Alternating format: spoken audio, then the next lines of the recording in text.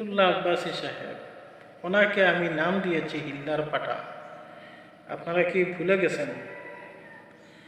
ভুলবেন না ওনার কথাগুলা। এনার কথাবার্তা শুনলে, এনার সাথে চলাফেরা করলে ইমান হারা হবে। আসসালামু আলাইকুম রহমতুল্লাহ। প্রিয় দেশবাসী, আশা করি আল্লাহ তাআলার রহমতের সবাই ভালো আছেন, আলহামদুলিল্লাহ। প্রিয় বন্ধুগণ, আজ আমি কিছু কথা বলতে চাই মাওলানা এনায়েতুল্লাহ আব্বাসী সাহেবকে নিয়ে এবং সময়ের উপর মাওলানা এনায়েতুল্লাহ আব্বাসী সাহেবকে নিয়ে কিছু কথা বলার প্রয়োজন। ইদানিং দেখা যাচ্ছে যে মাওলানা এনায়েতুল্লাহ আব্বাসী সাহেবকে নিয়ে অনেক সভা মিটিং হচ্ছে, যে কওমির উলামায়ে কেরামের সাথে, জামাত ইসলামের সাথে খুবই দেখা যাচ্ছে মাওলানা এনায়েতুল্লাহ আব্বাসী সাহেবকে নিয়ে সভা মিটিং হচ্ছে। প্রিয় বন্ধুরা, দেখেন, আমি একটা কথা বলি, মানুষ হিসাবে সবার সাথে চলাফেরা করা বা প্রয়োজন, মানুষ হিসাবে সবার সাথে সম্পর্ক রাখা দরকার, কিন্তু একটু সাবধান হয়ে থাকবেন এনায়েতুল্লাহ আব্বাসীর কাছ থেকে। আপনারা কি ভুলে গেছেন? এই এনায়েতুল্লাহ আব্বাসী সাহেব অনেক কওমির আলিমদেরকে অনেক কাফির ফতোয়া দিয়েছিলেন, আবার অনেক জামাত ইসলামের উলামায়ে কেরামদেরকে উনি অনেক গালিগালাজও করেছিলেন। যেমন মাওলানা মিজানুর রহমান আজহারি হুজুরকে নিয়ে উনি অনেক বাজে কথা বলেছিলেন।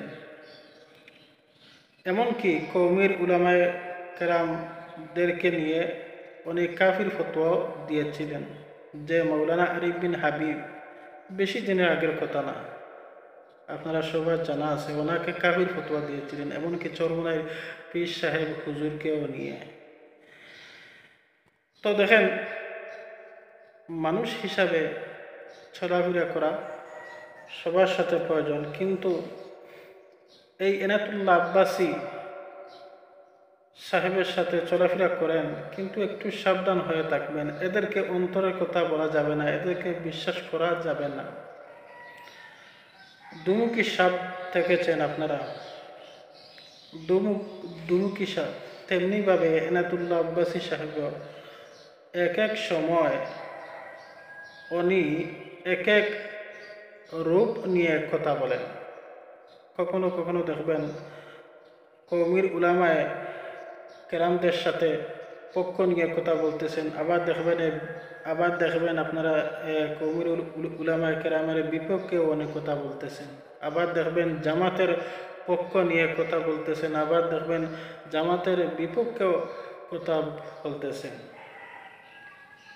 এরার বিভিন্ন রূপ।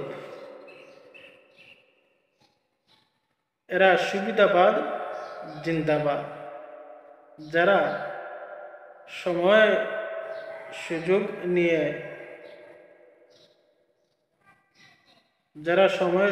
নিয়ে কথা বলে,